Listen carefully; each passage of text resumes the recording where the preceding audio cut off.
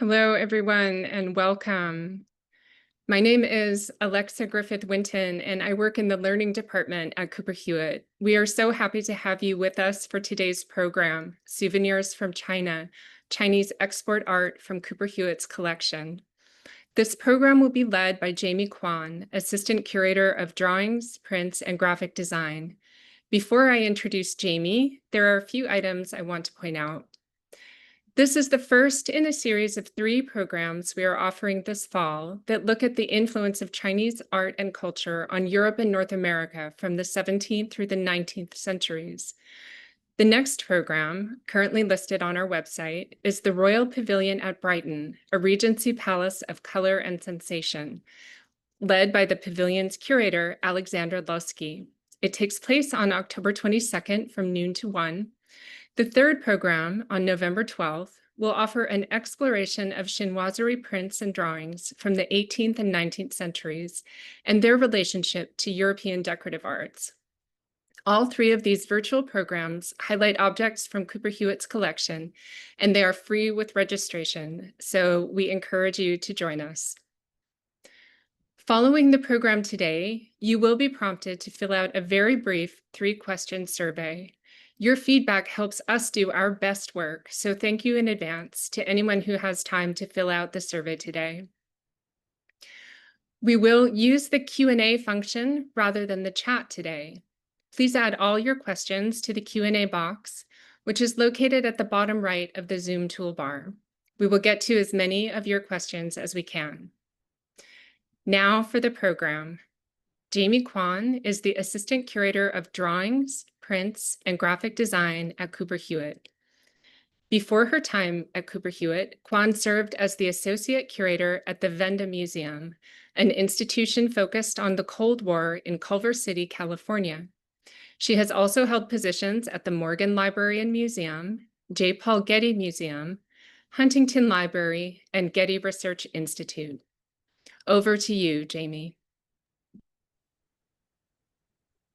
Alexa, thank you so much for that introduction. I'd like to welcome everyone to Cooper Hewitt virtually and to the first program in our series on art and design between China and the West.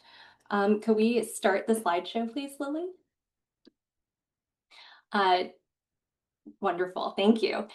Today, we're going to explore a selection of works from our holdings of Chinese export art, focusing on gouaches and ink paintings that came into the museum's collection in the early to mid 20th century.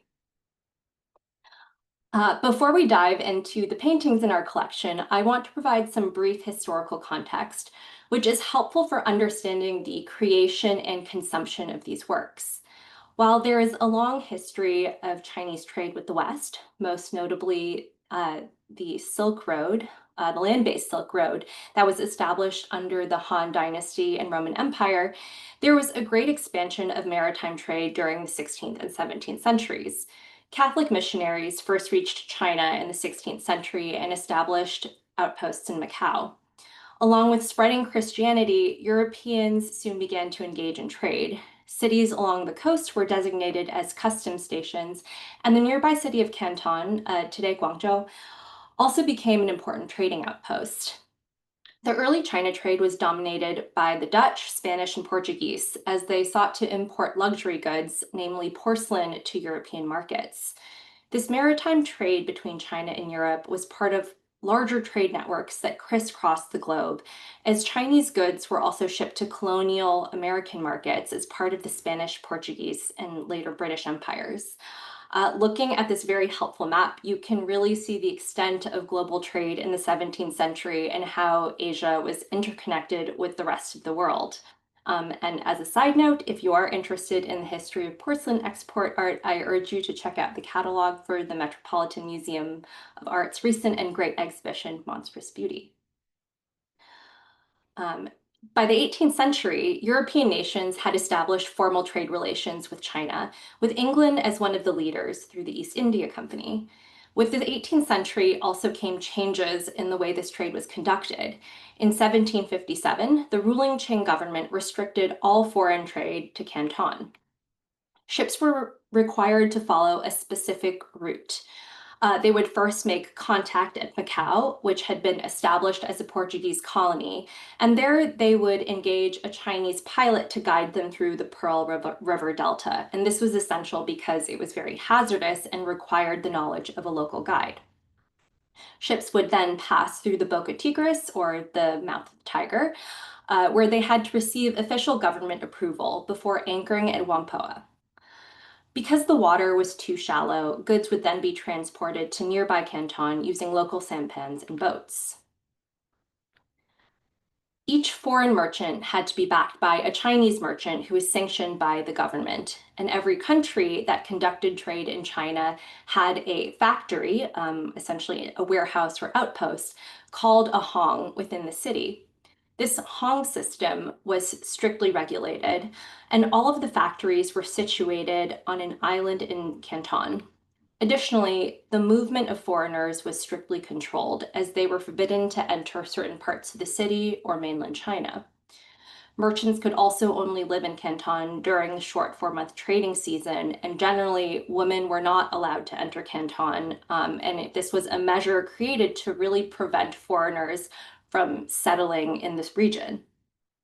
This was how trade between China and the West was conducted until the Opium Wars in the mid-19th century, when the defeated Qing government was forced to further open the nation to trade. And you can see in this export oil painting the harbor of Canton.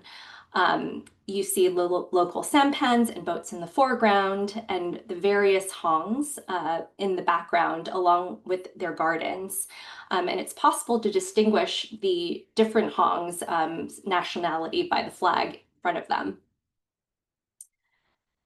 Export art was a product of this international trade and these specific social conditions. It is a form of art that was created by Chinese artists and artisans specifically for foreign consumption rather than for domestic Chinese use. Because of this, export art is notable in its hybridity, in its use of both traditional Chinese and Western techniques in media. Although there was restricted contact between Westerners and the local Chinese, Canton was nonetheless a melting pot that allowed for the creation of new styles. Excuse me. Sorry about that. Export painting included a wide range of materials and subject matter. Landscapes, such as the one you just saw and the one you see here, depicting the nearby islands and topography, as well as the hongs, port, and city of Canton, were quite popular. Um,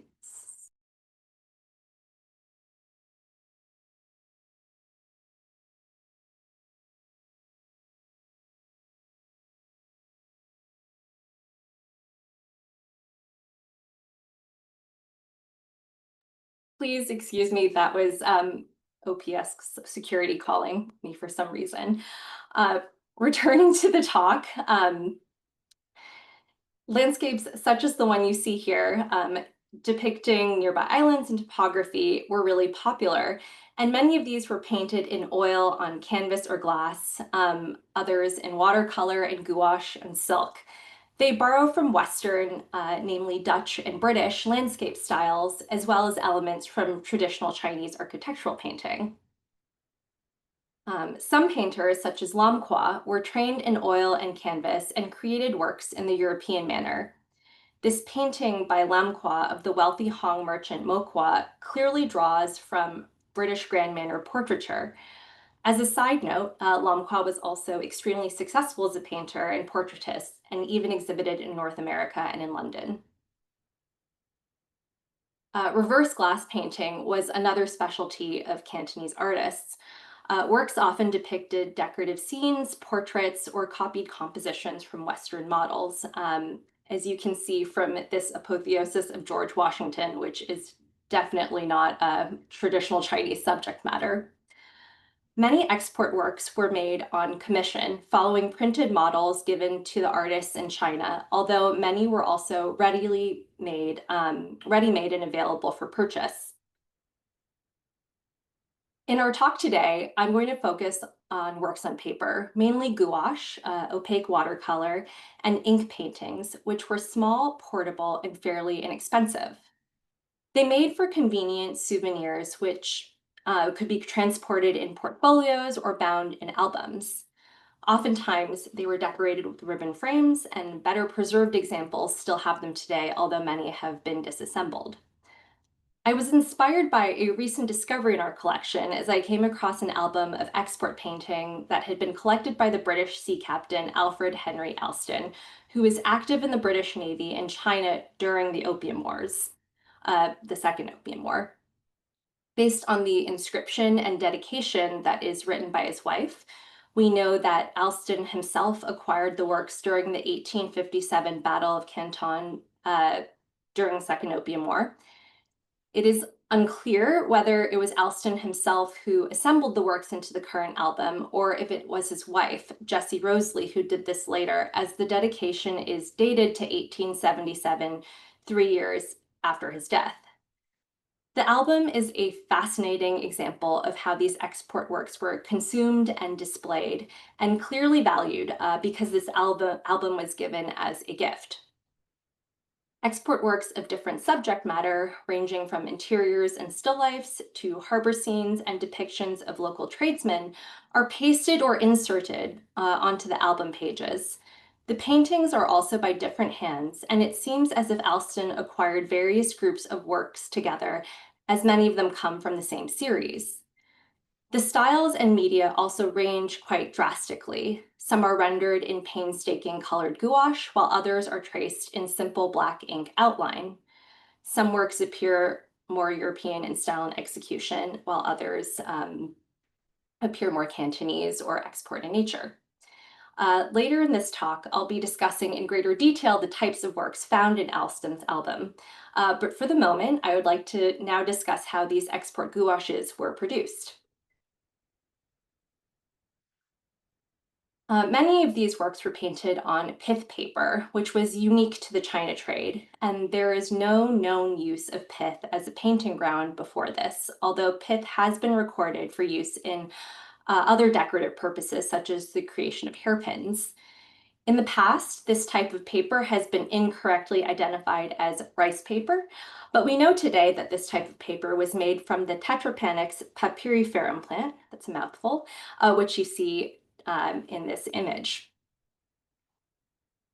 After the trunk and branches of the plant had reached a certain size, the pith or center would be harvested. The bark would be removed, and then the pith would be sliced into thin sheets with a special cutting tool. And you can see the process here in this image.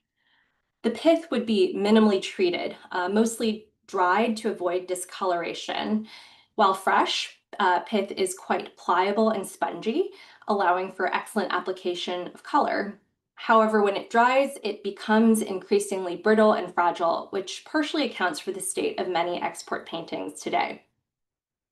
In other instances, export paintings have been made on European paper, which can be discernible by the material, as paper, European paper is made from cotton rag, and the presence of watermarks. The use of this type of paper highlights the relations between export artists and the European merchants who provided this material. After the paper was prepared to create the painting, artists would often trace the image in black ink using a stencil or copying from a model. While some works were sold as outlines, most works would then be colored with gouache, and gouache would sometimes be applied on the verso or reverse to create body color in these very eye-catching coloristic effects. The extensive use of gouache is also unique to export art. While gouache is used in traditional Chinese ink painting, it is rarely used so extensively, and in these export gouaches, these export works, gouache is used for the entire composition. Thus, the medium of these works was new and unique to this milieu. Most export gouaches were often made in a workshop setting. The names of many artists today are lost to us, although some of the more famous artists who gained a reputation among European clients are known. This painting gives us a glimpse into the workshop of the export gouache painter Tinghua, who is actually the brother of Lam Hua. We can see works available for sale, and these are mounted on the walls. But we also see three artists hard at work, copying from mounted images. And interestingly, I just wanted to point out that because of stencils and the practice of copying, there are actually many examples of this image of Tinghua Studio and also many duplicate images of certain export gouaches. Artists and artisans in Canton produced gouache paintings depicting a wide range of subject matter that generally fall into what we today call genre scenes: crafts and professions, costumes and figures from different Chinese social classes, interior and architectural scenes of Chinese mansions, temples and gardens, the production of Chinese goods such as silk, porcelain, or tea, still lifes with Chinese furnishings and exotica, landscapes, boats, and marinescapes and harborscapes, scenes of commerce and daily life, and local flora and fauna. Cooper Hewitt's collection features examples from almost all of these genres, many of which are represented in the Elston album. From the album, some of the most beautiful works are gouaches depicting still lifes that showcase Chinese crafts, furnishings, and exotica. These have been inserted into the front pages and seem to come from the same set, or at least the same workshop, given the similarity in hand and appearance. This example features a carved display stand with various objets d'art, a blue vase with roses, a horn vessel carved with lotus flowers and reeds, interlocking jade rings, and lacquer vessels sandwiching sheets of paper.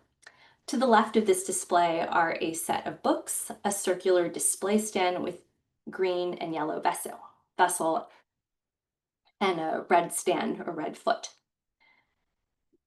This second gouache depicts another artful arrangement of display tables and stand. To the left is a bronze vessel with a rouilly scepter, a scroll, flute, and fly whisk. On the center stand is a rod with hanging carved jade amulet, and to the right, in a red vase, dried lotus flowers and bud.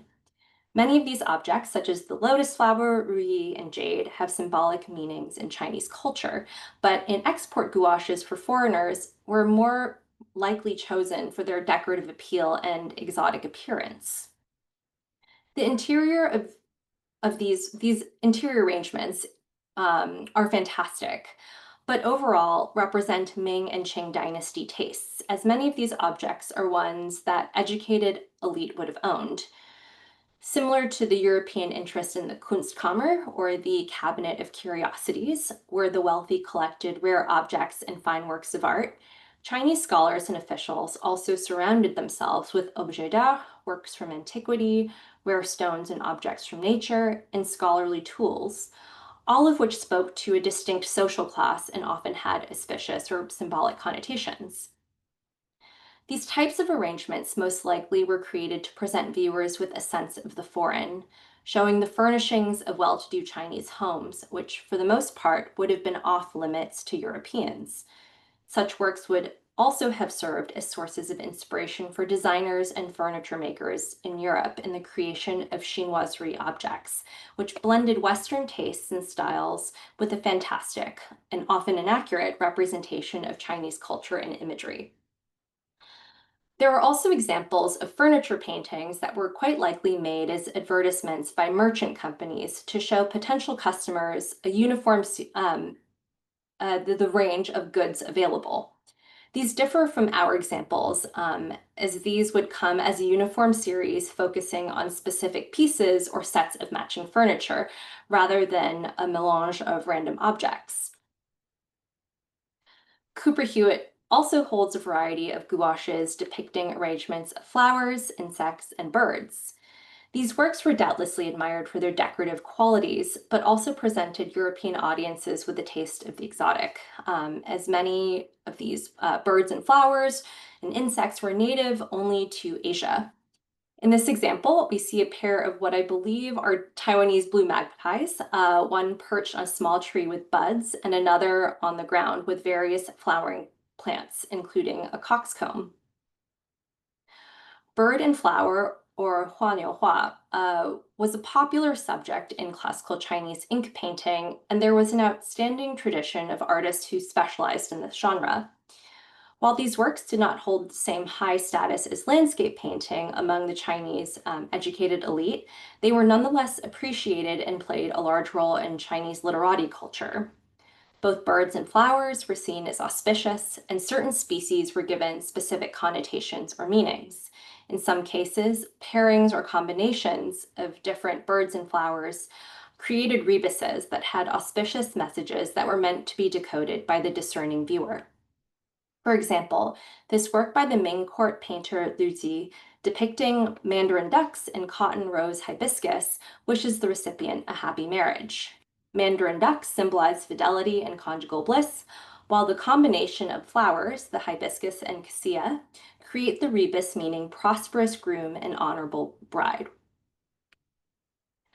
Export artists drew from this tradition to create bird and flower paintings adapted for the European market.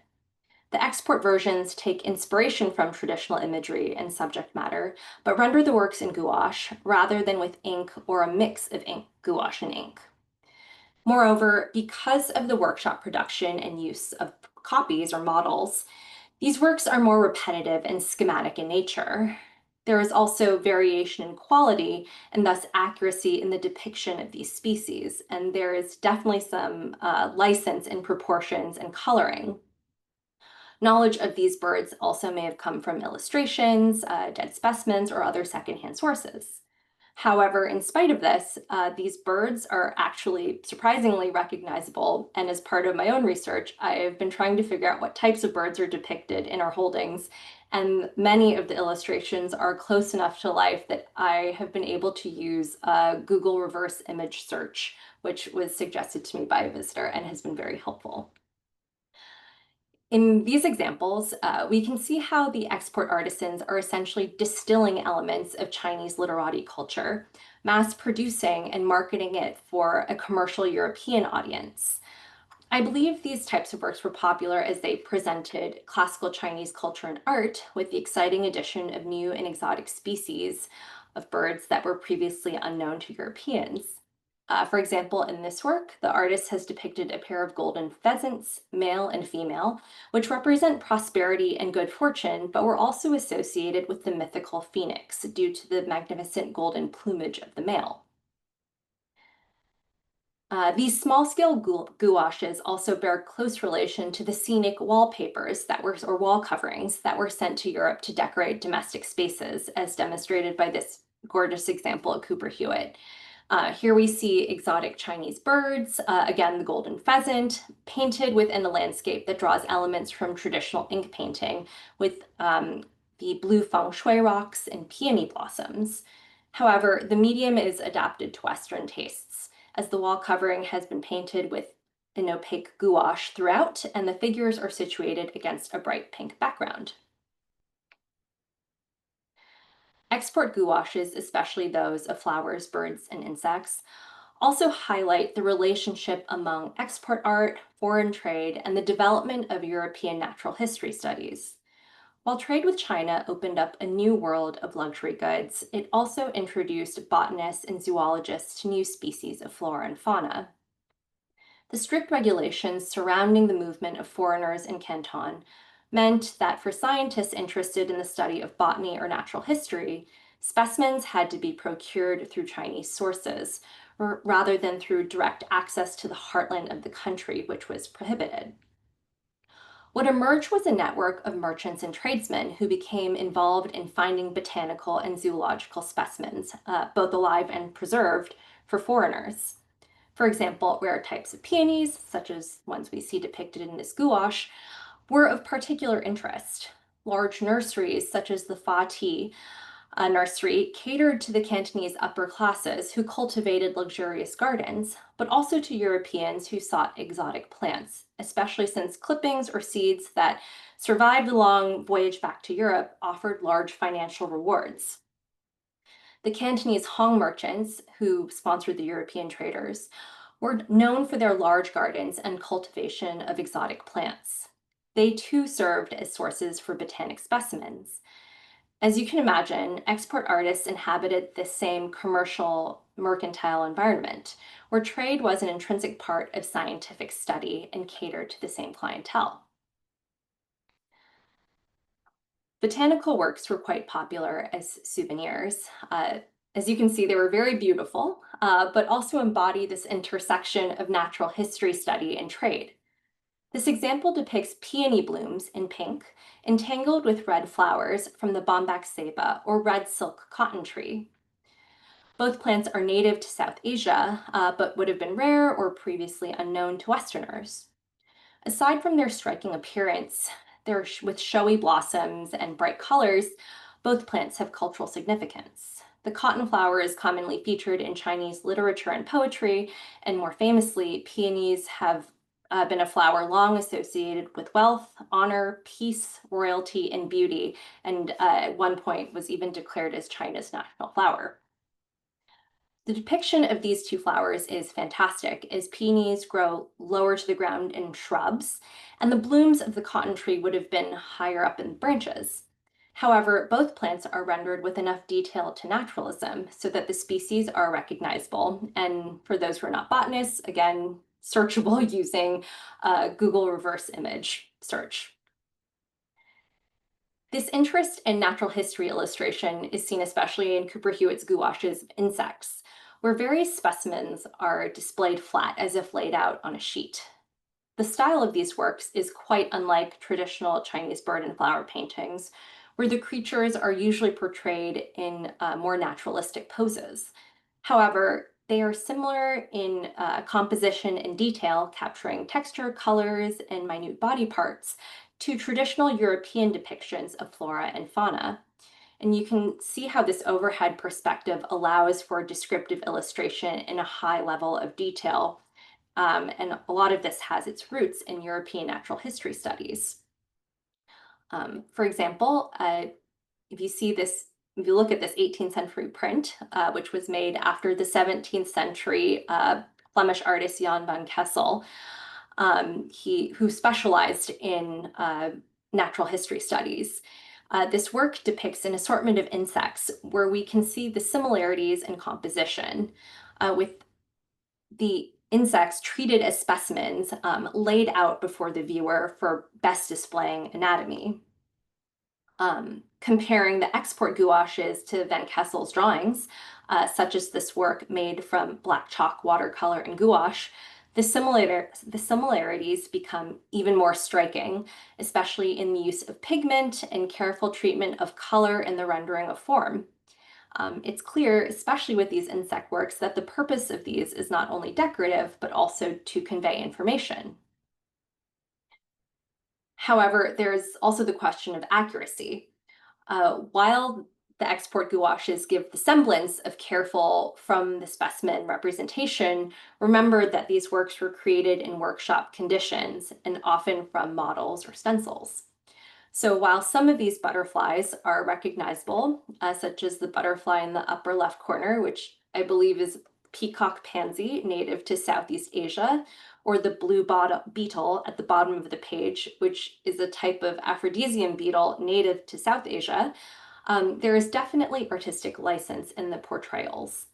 This stems from being removed from the actual specimen and knowing its appearance second or third hand, as well as the desire to create works that are more colorful, visually appealing, and thus profitable.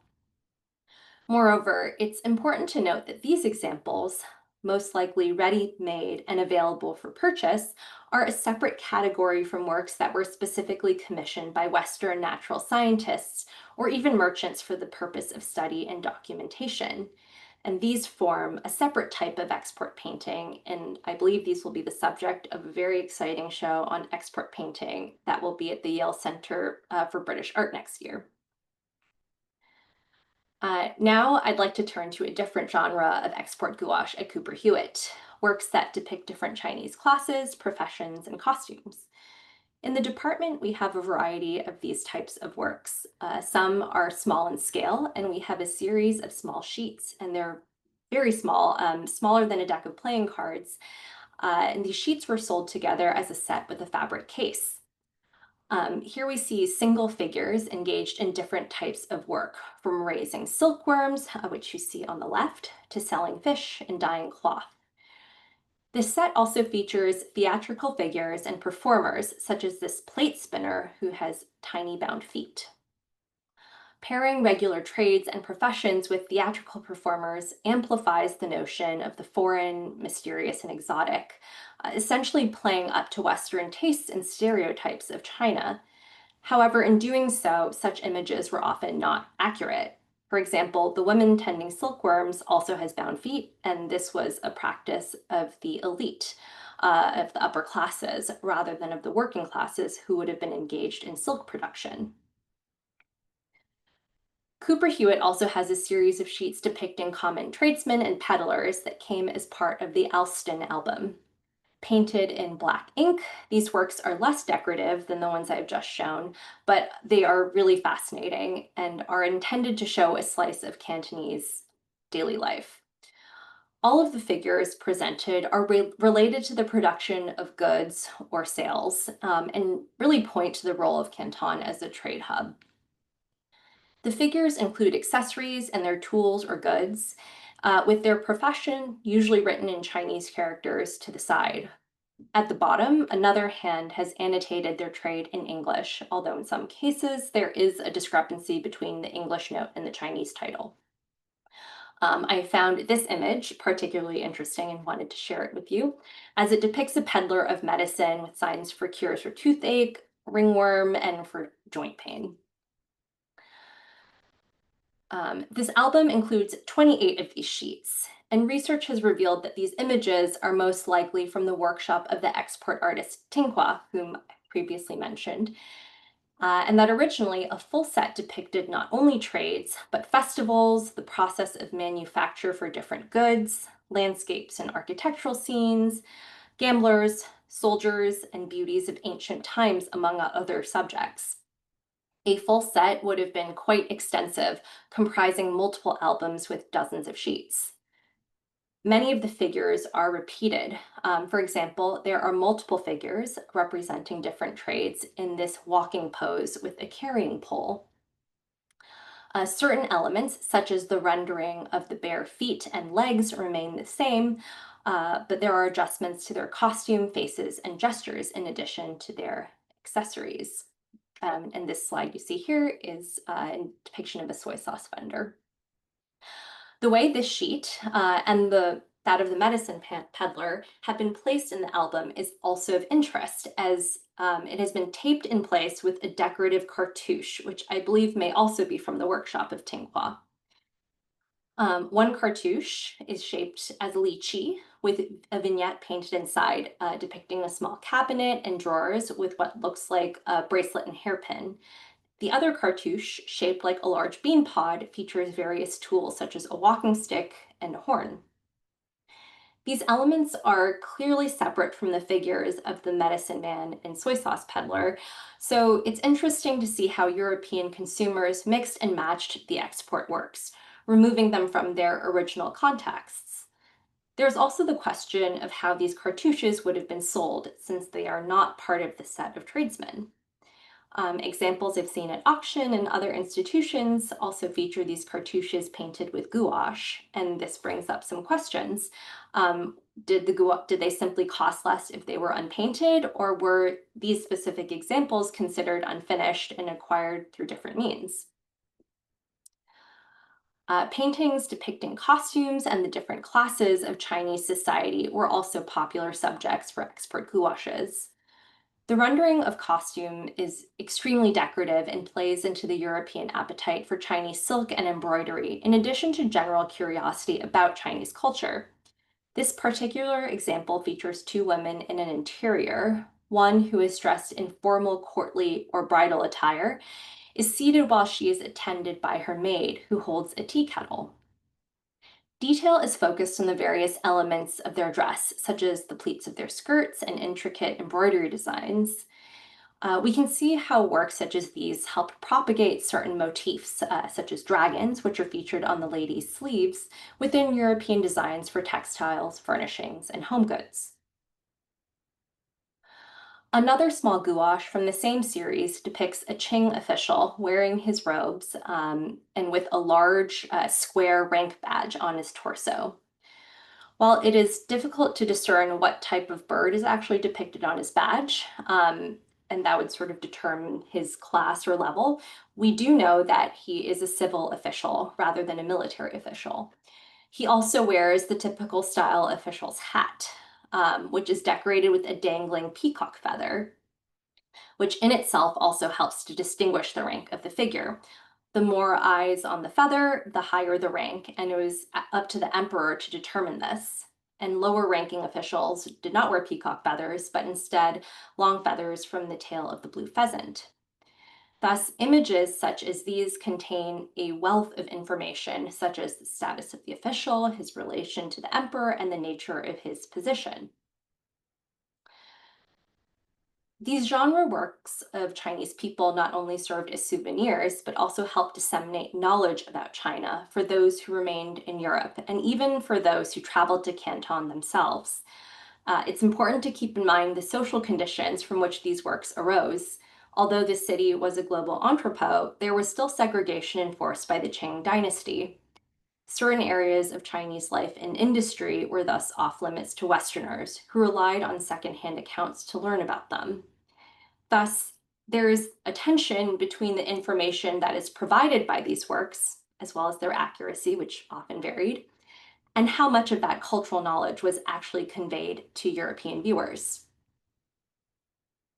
This interest in documenting costume, habits, and daily life has precedence in Chinese works. These types of export gouaches have their roots in Chinese genre images, primarily printed in woodblock as illustrations for manuals describing types of industry and agriculture, such as the growing of rice or production of silk, which you can see on the right. There were also printed books illustrating the customs and costumes of ethnic groups within Chinese borders, such as the Miao people, that presented information in a similar manner, which you see on the left. But in addition to these Chinese precedents, these genre gouaches also cater specifically to the European interest in ethnography, which has a long history since the Renaissance, when travelogues and books documented the appearance, costume, and habits of foreign peoples across not only Europe, but also the New World.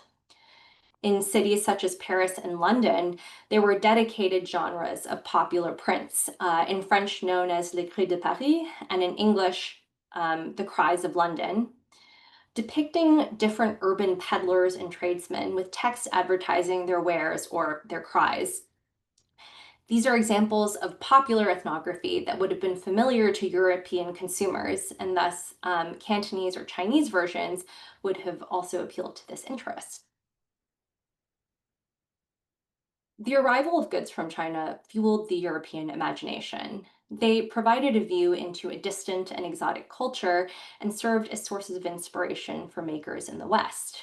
While porcelain was one of the earliest luxury goods sent to Europe, export painting contributed to the European interest in China and development of Chinoiserie, a Western style that drew inspiration from Chinese motifs and imagery and combined them with European forms, but was in no way accurate in its representation of Chinese culture or its people. And this is really highlighted by this beautiful but fantastic print designed by François Boucher.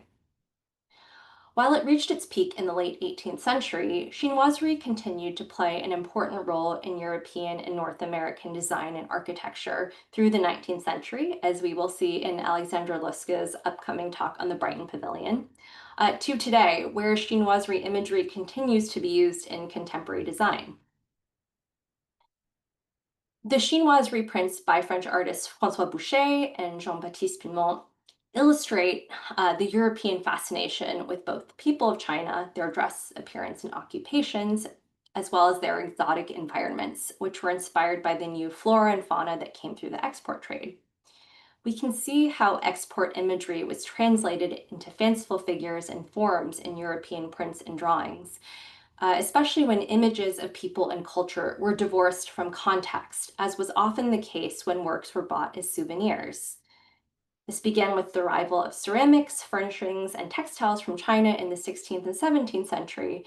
And while our examples at Cooper Hewitt come mostly from the 19th century, earlier export painting was another source of imagery for artists.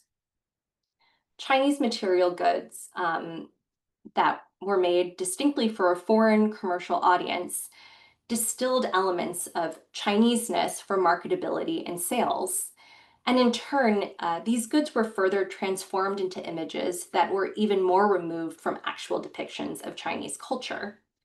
For example, the French artist Jean-Baptiste Pilmont was a major figure in popularizing chinoiserie forms through his prints, such as the ones we see here, where Chinese culture and imagery, refashioned into the fantastic, become almost purely ornamental in nature. And this is especially true for Pilmont's works, which were specifically created and marketed as ornament prints. However, Pilmont himself never visited China, although he traveled extensively across Europe. Working from export sources, he nonetheless created hundreds of chinoiserie ornamental prints that served as inspiration for textiles and furnishings.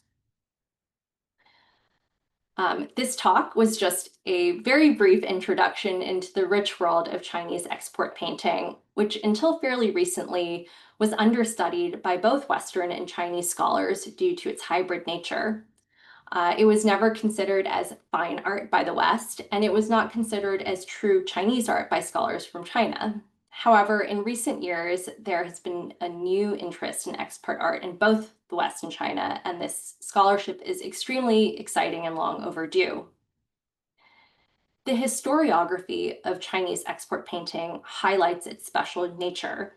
Unlike porcelain, which was a native Chinese product but adapted for foreign tastes, export gouaches are unique as they were new and hybrid objects, especially since there was no precedent for gouache painting on pith paper before trade with the West. This was a medium created specifically for a foreign market. While we know export goods influenced the creation of chinoiserie designs in Europe, um, how did the growing taste for chinoiserie lead to the development of new painting styles and media in Canton? Did the circulation of chinoiserie designs in Europe, with their fanciful depictions of Chinese people and culture, affect the production of these hybrid works of art? I would be really curious to further research to what extent these European chinoiserie images, such as the prints by Boucher and Pilmont, actually traveled to China and whether they in turn were used by Chinese export artists. Export painters were making works specifically for a foreign market, and thus profitability rather than accuracy was of utmost importance. In a certain regard, these artists were involved in a process of self-orientalizing, really playing up to pre-established Western notions of China, its culture, and its people to create profitable works for sale. While there is still so much more research to be done, it's increasingly clear that export art played a major role in shaping European art and design, as well as Western perceptions of China. And while a full discussion of this goes beyond the scope of today's talk, I think it's also important to think about the broader implications of export painting and luxury goods.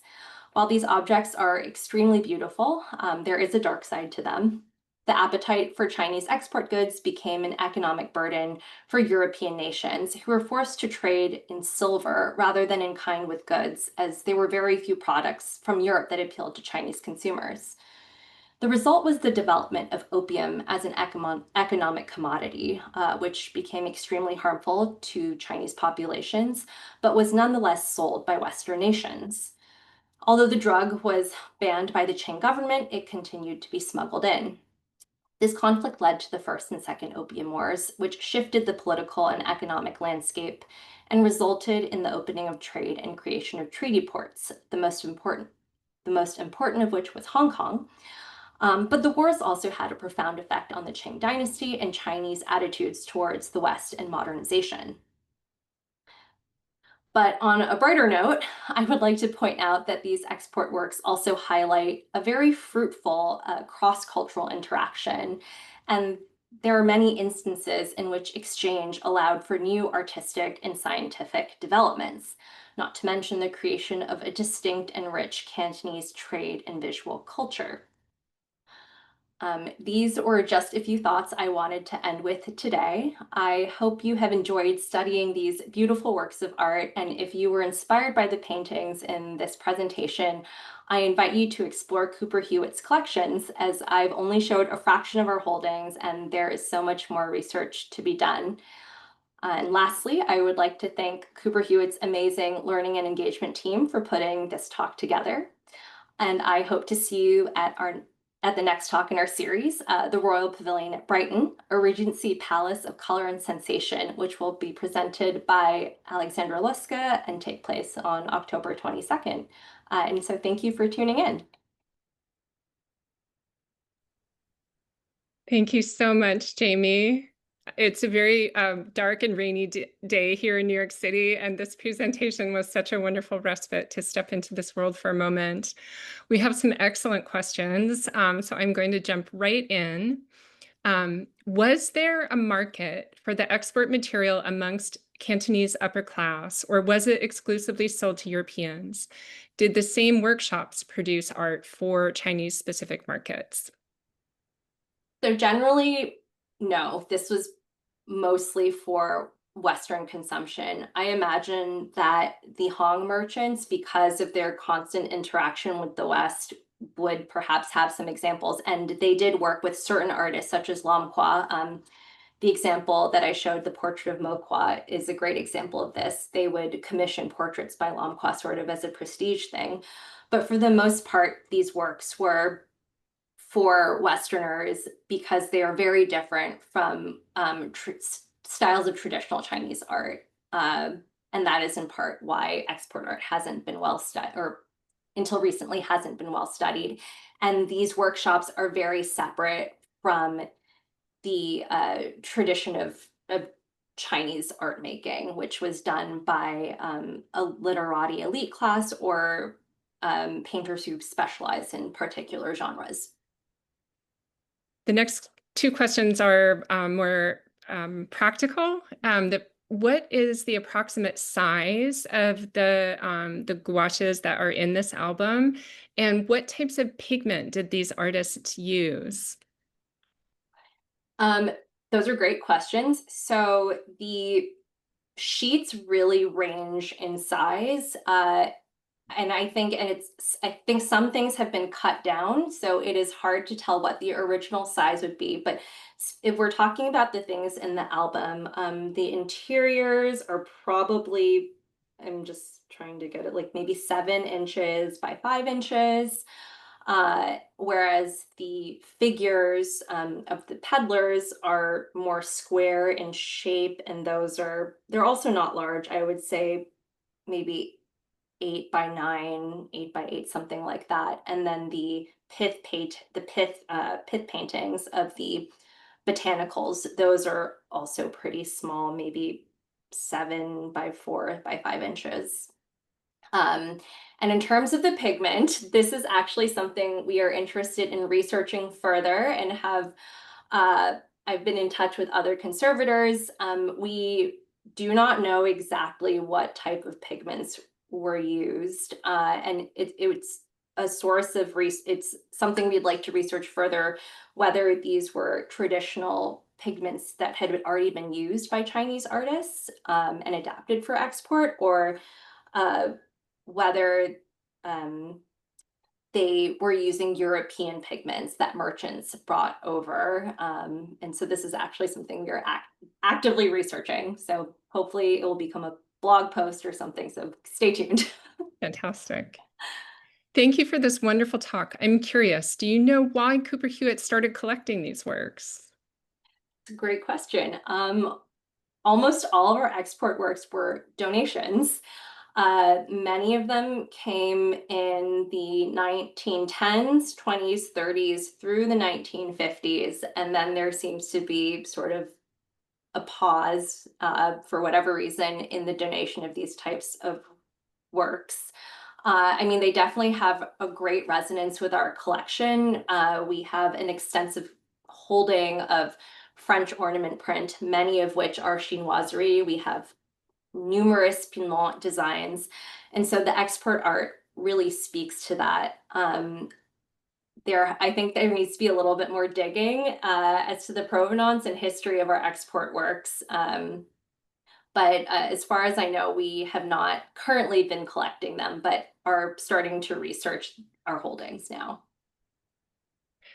That brings us to another really interesting question, which is you had shown us some images of Boucher's prints that showed chinoiserie motifs and other examples. Do we know if those types of artists in Europe were also collecting these types of wares? Was this also a source of inspiration and influence on artists and artisans in Europe? Yes, so a lot like Chinese luxury goods really became commonplace in well-to-do households, especially through textiles, furniture design, and porcelain. And porcelain was one of the earliest things that that arrived in Europe that people had interest in. And artists would have had their own examples, would have had their own commercial luxury goods sent from China and were drawing from these. Also, as you notice, many of these were prints, and prints were meant to circulate. Artists would be looking at the prints of other artists. They were, meant as sources of inspiration. And so there are all of these, especially by the 18th century, there are a lot of domestic sources for Chinese inspired motifs or chinoiserie. So you didn't necessarily have to get things directly from China. There were also fake porcelains made in the Chinese style, but made in Germany or France. We have a couple questions about pith, so I'm going Mhm. to combine them into one. What is pith paper, and is it sized with any material? Followed by, the gouache painted colors are so vibrant, but the paper looks yellow. Does the pith paper absorb gouache and ink differently from other papers? Is it sensitive to light? Yes, so pith paper is made literally from the pith, hence the name of the Tetrapanax papyriferum plant. And I showed a slide of that earlier. It's native to Southeast Asia, and pith paper is it's as far as I understand, and there are very few people who actually make pith paper today. Just from my research, I think there's only one company in Taiwan that still makes pith paper in this traditional way. And it really is fairly untreated. The pith would be harvested from the plant, so the bark would be removed and then just shaved into very thin slices with a cutting tool. And then it's dried, and really, that is it. Um, Pith is very flexible, and it's great. It's a great ground when it's fresh. Because the gouache sits so well in it, which accounts for why the colors are so bright and vibrant. But it does discolor. So that is one problem with pith.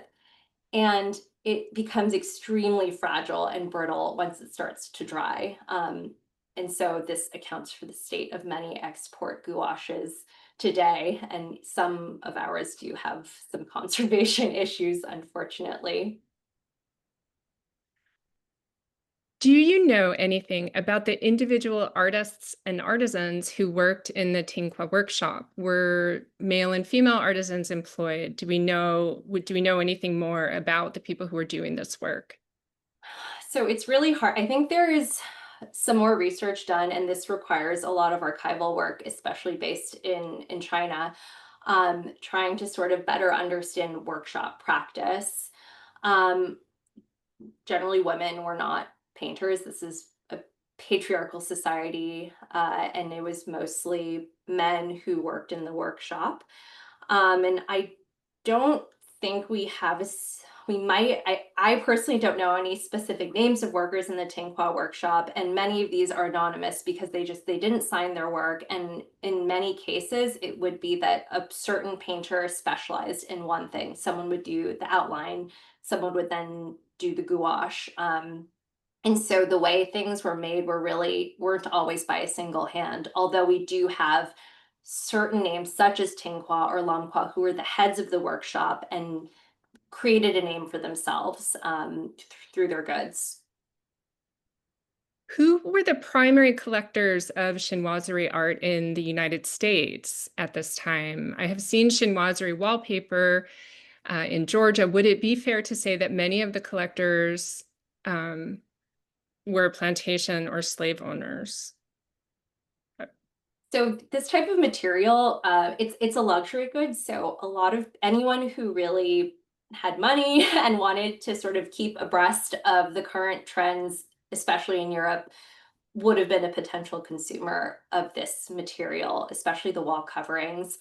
Um, Today, there are great holdings of export art, especially in New England. Repositories because of that region's access to maritime trade. For example, Peabody, Essex, and Salem, that was, a major port town. And so there are homes around Massachusetts and New England that have an abundance of export art. But yes, I think this would have been could have been in plantation slave owning homes. It was part of sort of the general culture of the upper classes, upper middle, upper classes. Yeah. I think we have time for two more questions. So thank you all so much for these wonderful questions. I am particularly interested in the Chinese script embedded in the art. Inscription is an inseparable element in Chinese art.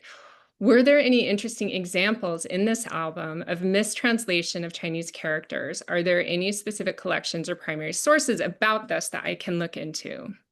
It's a great question. I have not come across anything that focuses specifically on inscription in export art. Um, and there are very few works that do have the inscription in export art. The only ones in our collection are of the peddlers, and the inscriptions are they're limited. Either it is just a 2-3 word or 2-3 character description of the peddlers, trade. And then sometimes, as you saw with the medicine peddler, signs. Um, for the There also is an example in the album where there are inscriptions. There are signs. It's in a city scene, and the inscriptions are backwards, which lets us know that this is a copy, right? It's some sort of either it's a transfer or it's been copied in some way or another so that the writing reads the wrong way. And I have to do more research on those particular examples. But overall, I think because the the market was foreign, inscription really was not as important. Like calligraphy is the highest form of art in Chinese art, but that just wasn't the case for this foreign market. And so inscription plays a much smaller role in export art. It's really more about the imagery and subject matter. All right, last question. Do we have any sense of the range of European models that Chinese artists had access to? Were there books, prints? What were they working from? That's a great question. They were working from all manner of material. Their print, because it is light, portable, fairly inexpensive, people were working a lot from prints. Books were brought over, miniature, especially if there was a portrait commission, miniatures would be brought over. There are examples of small oil paintings being brought over, and there were even painting schools set up, especially in Macau, that were started by Jesuits and they would bring European models over. And so there was access to a lot of European material. And especially in the 18th century, not a lot, but European artists made it over. For example, George Chinoiserie is one of the best known artists of painting China in India and Macau. And there is some belief that he trained Lamqua, or there was some association between Chinnery and Lamqua, and there were examples of Western painting that were actually made at that location in Canton. Well, thank you so much, Jamie. This has been so fascinating. We hope you will all join us in a month to explore the Royal Pavilion at Brighton with Jamie and Alexandra Loskis. So thank you very much, and we hope to see you again soon.